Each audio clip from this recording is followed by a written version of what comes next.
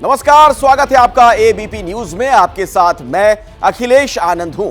आज बात होगी बदल गया वर्ल्ड ऑर्डर।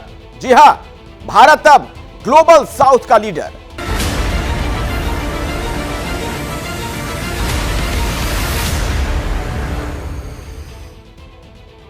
G20 इस समिट की चर्चा हर ओर हो रही है। भव्य भारत मंडपम की तस्वीरें आप सबने देखी हैं।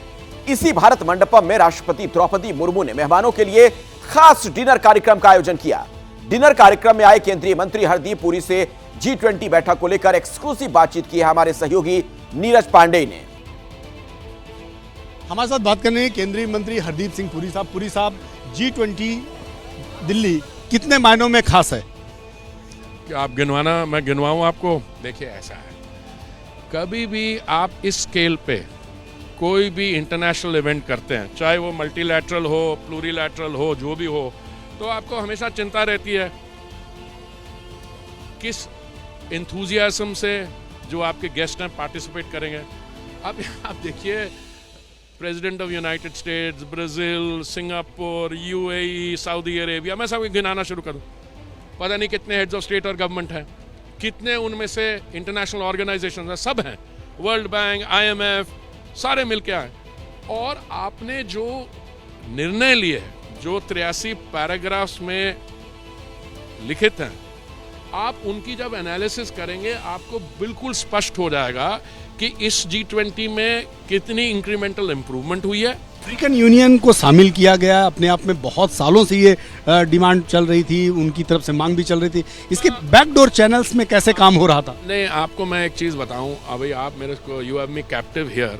जब G20 बनी थी, कई लोग ऐसे कहते थे कि G20 will mean a deviation from the principle of MFN के वन कंट्री वन वोट।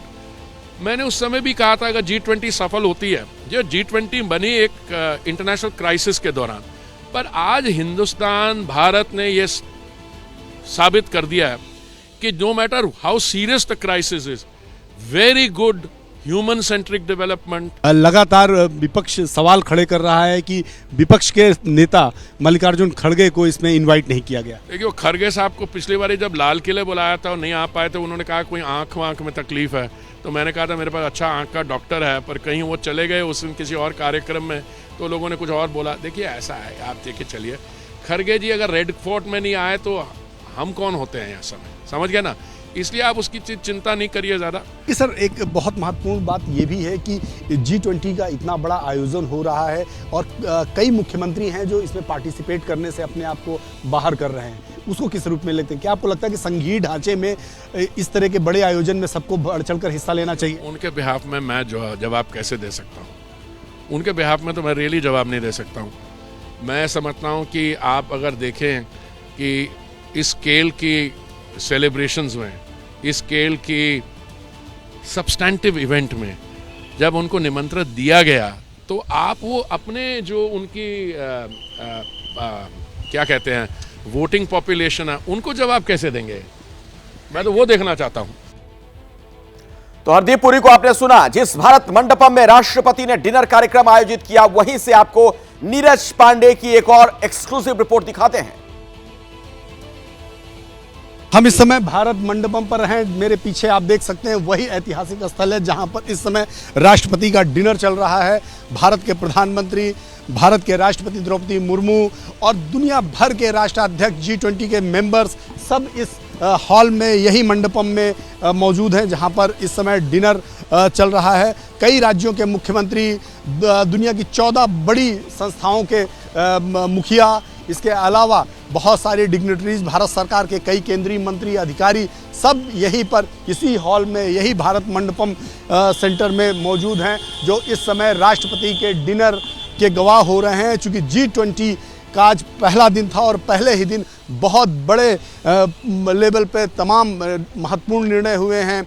न सिर्फ अफ्रीकन यूनियन को G20 का हिस्सा बनाया गया है, बल्कि पहले ही दिन दिल्ली डिक्लेरेशन जारी किया गया है। तो ये तमाम अहम निर्णय हुए हैं जो इसी भारत मंडपम के सेंटर में जो डिनर चल रहा है, इसी सेंटर में लिए गए वो निर्णय हैं जिनसे दुनिया रूबरू हो रही है। और आज इसी के साथ भारत की जो ग्लोबल पोजीशनिंग है उसमें एक अमूल चूक परिवर्तन हुआ है। दुनिया भर के लोग इसको अप्रिशिएट भी कर रहे हैं, क्योंकि भारत के प्रधानमंत्री ने जिस तरह से ग्लोबली भारत की पहचान को मजबूत किया है, भारत को खड़ा किया है, इतनी ऊंचाई पर पहुंचाया है, उससे साफ हो गया है कि भारत अब वो भारत नहीं रह गया है जो कभी जादू टोनों वाला भारत कहा जाता था। अब भारत विश्व गुरु की क्षमता रखता है। कैमरामैन के साथ नीरज पांडे, एबीपी न्यूज। देखिए, G20 समिट में दो बड़ी तस्वीरें दिखाई दी जिन पर साफ तौर से भारत की कूटनीति का असर दिखा। पहला, अफ्रीकन यूनियन को G20 में स्थायी सदस्य के तौर पर शामिल कर लिया जाना, जिसका प्रस्ताव भारत की ओर से दिया गया था। दूसरा, डिक्लेरेशन में यूक्रेन का जिक्र होने के बाद भी उस पर सभी सदस्य देशों की सहमति, जो दिखाता है कि डिप्लोमेसी के स्तर पर भारत की स्थिति कितनी मजबूत है। और यही वो कारण है जिसके आगे दुनिया भर के देश भारत के आगे फिलहाल नतमस्तक नजर आ रहे हैं।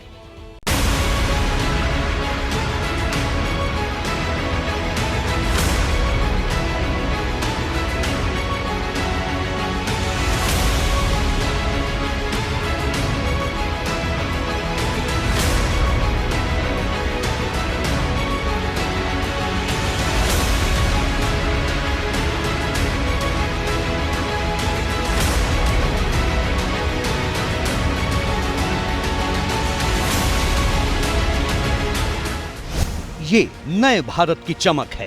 वैश्विक मंच पर पावरफुल कूटनीति की धमक है।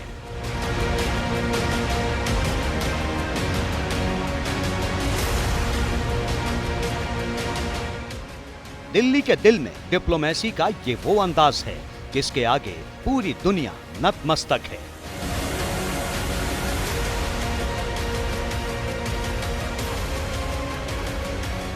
G20 समिट के पहले दिन सामने आई हर एक तस्वीर के अपने मायने हैं। वो तस्वीरें जो सदस्य देशों के नेताओं के भारत मंडपम में कदम रखने के दौरान सामने आई, या फिर वो तस्वीरें जो समिट के बीच में दिखाई दी।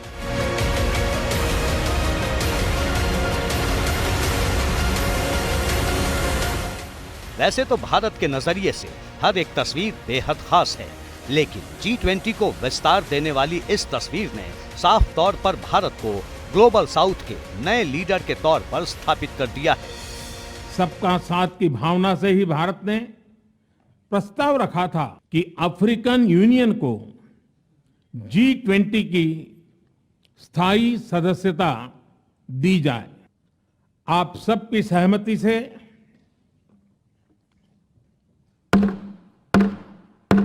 मैं अफ्रीकन यूनियन के अध्यक्ष को G20 के स्थायी सदस्य के रूप में अपना स्थान ग्रहण करने के लिए आमंत्रित करता हूं। यानी अब G20 की पहचान G21 के रूप में होगी। यहां समझने वाली बात यह है कि इससे पहले अफ्रीकन यूनियन ने 7 बार G20 का हिस्सा बनने के लिए अप्लाई किया, लेकिन कभी सफलता नहीं मिली। इस बार खुद पीएम मोदी ने अफ्रीकन यूनियन को G20 का हिस्सा बनाने का प्रस्ताव रखा था, जिसे सभी देशों ने मान लिया। खास बात यह रही कि भारत की डिप्लोमेसी के आगे चीन को भी झुकना पड़ा। इसमें कोई शक नहीं है कि भारत की डिप्लोमेटिक पोजीशनिंग इस G20 समिट के बाद बहुत बहुत ऊपर जाएगी, और ऑलरेडी देख रहे हैं हम।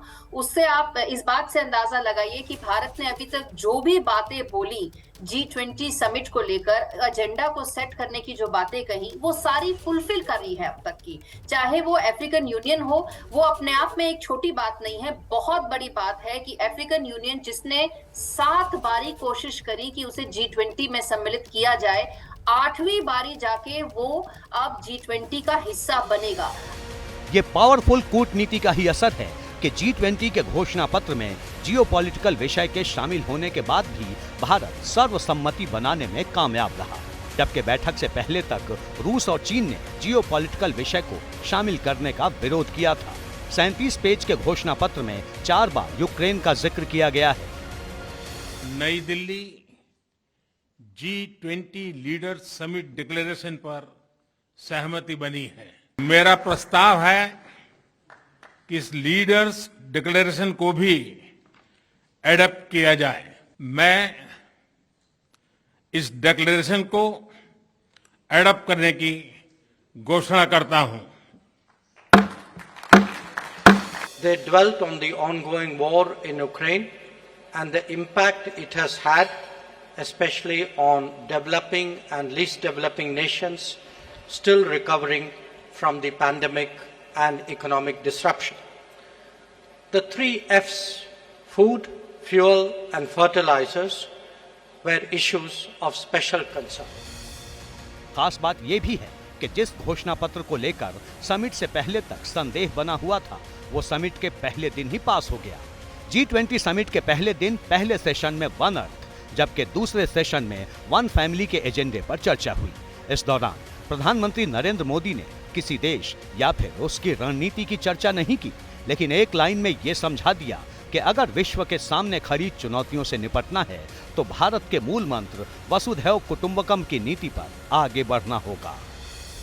इस ग्लोबल ट्रस्ट डेफिसिट को एक विश्वास, एक भरोसे में बदले, यह हम सभी के साथ मिलकर चलने का समय है और इसलिए सबका साथ, सबका विकास, सबका विश्वास, सबका प्रयास का मंत्र हम सभी के लिए एक पथ प्रदर्शक बन सकता है। G20 समिट के पहले सेशन में प्रधानमंत्री नरेंद्र मोदी ने वन सन, वन वर्ल्ड, वन ग्रिड पर जोर दिया। पीएम मोदी ने G20 के सदस्य देशों को सुझाव दिया कि आने वाले वक्त में फ्यूल ब्लेंडिंग के क्षेत्र में मिलकर काम करना होगा। पीएम मोदी ने पेट्रोल में 20% तक एथेनॉल मिलाने का सुझाव दिया, जिस पर अमेरिका और ब्रिटेन समेत कई देश सहमत नजर आए। इसके अलावा कार्बन क्रेडिट की जगह ग्रीन क्रेडिट का मूल मंत्र दिया। कुल मिलाकर कहें तो समिट के जरिए पीएम मोदी ने साफ संदेश दिया है कि भारत अब ग्लोबल साउथ का नेतृत्व करने के लिए तैयार है। एक और G20 समिट हो रही है, दूसरी ओर भारत पहुंचे अलग अलग देशों के प्रधानमंत्री राष्ट्रपति के साथ द्विपक्षीय मीटिंग का सिलसिला भी जारी है। शुक्रवार को प्रधानमंत्री ने बांग्लादेश की प्रधानमंत्री शेख हसीना, अमेरिका के राष्ट्रपति जो बाइडेन के साथ मीटिंग की थी और यह सिलसिला G20 समिट के दौरान भी जारी है। समिट के दोनों सेशन के बीच में प्रधानमंत्री नरेंद्र मोदी ने ब्रिटेन के प्रधानमंत्री Rishi Sunak, German chancellor Olaf Scholz, Japan के प्रधानमंत्री फूमियो किशिदा और इटली की प्रधानमंत्री जॉर्जिया मेलोनी से मुलाकात की। इस दौरान कुछ बात भी हुई। क्या बात हुई, रिपोर्ट देखिए।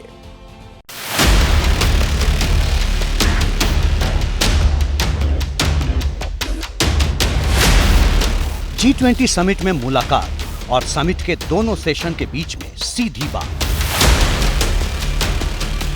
वैसे तो विश्व भर में चर्चा G20 समिट की है, समिट में पहुंचने वाले नेताओं की है, समिट के एजेंडे की है, लेकिन समिट से इतर जापान से जर्मनी तक के प्रधानमंत्री और चांसलर के साथ प्रधानमंत्री नरेंद्र मोदी की सीधी बात ने इंटरनेशनल राजनीति में खलबली मचा दी है। ऐसा इसलिए भी क्योंकि 2 दिन में दुनिया भर के 15 नेताओं के साथ पीएम मोदी द्विपक्षीय वार्ता करेंगे। Many action-oriented outcomes of this presidency contain comprehensive strategies that cater to the unique needs and aspirations of all developing nations. शुक्रवार रात को पीएम मोदी ने अमेरिकी राष्ट्रपति जो बाइडेन के साथ पीएम आवास पर बात की थी। दोनों देशों के रिश्तों को नई ऊंचाई पर पहुंचाने के साथ ही व्यापारिक संबंधों को और मजबूत करने पर बात की थी। दिन बदला, लेकिन G20 समिट में पहुंचने वाले नेताओं से द्विपक्षीय वार्ता का क्रम जारी रहा। G20 समिट का पहला सेशन खत्म होने के साथ ही द्विपक्षीय वार्ता का दौर शुरू हो गया। ब्रिटेन के प्रधानमंत्री ऋषि सुनक गर्मजोशी के साथ पीएम मोदी से मिले। 4 घंटे में दूसरी बार ऋषि सुनक पीएम मोदी से गले मिले। इस बार ऋषि द्विपक्षीय वार्ता के लिए पहुंचे थे। दोनों देशों के बीच कारोबारी संबंधों को मजबूत करने, निवेश को बढ़ावा देने और साथ ही मुक्त व्यापार समझौते को लेकर भी चर्चा हुई। मुलाकात के बाद पीएम मोदी ने सोशल मीडिया प्लेटफॉर्म एक्स पर ट्वीट कर कहा, दिल्ली में G20 शिखर सम्मेलन से इतर प्रधानमंत्री ऋषि सुनक से मुलाकात करना शानदार रहा। हमने कारोबारी संबंधों को मजबूत करने तथा निवेश को बढ़ावा देने के तरीकों पर चर्चा की। पीएम मोदी ने जापान के प्रधानमंत्री फुमियो किशिदा के साथ भी मुलाकात की। इस दौरान दोनों नेताओं के बीच भारत और जापान के संबंधों को मजबूत करने और आपसी सहयोग को बढ़ावा देने पर चर्चा हुई। वहीं इटली की प्रधानमंत्री जियोर्जियो मेलोनी और जर्मनी के चांसलर ओलाफ शोल्ज के साथ पीएम मोदी की द्विपक्षीय वार्ता भी चर्चा में है। इटली और जर्मनी के नेताओं के साथ हुई बैठक में व्यापारिक गतिविधियों को बढ़ाने पर चर्चा हुई। We have been able to find common ground on all of them. As a result, we can justifiably state that under Prime Minister Narendra Modi's guidance, the New Delhi summit has given clear directions for the growth and development of the global economy. साफ है कि वैश्विक मंच पर भारत की अहमियत कहीं ज्यादा बढ़ चुकी है, जो कि G20 समिट और उससे इतर भी नजर आ रहा है। जैसे ही घड़ी का काटा दोपहर 2:30 पे आए, बबीता जी का दिल सास बहू साजिश के लिए मचल जाए। और ये है इनकी बहू, पूरे दिन ऑफिस की टेंशन हो जाए गॉन जब ये करें अपना फेवरेट शो फ्री टाइम पे ऑन। इनकी तरह आप भी देखिए अपना फेवरेट शो अपने टाइम पर और डाउनलोड कीजिए एबीपी लाइव ऐप अपने स्मार्ट टीवी पर।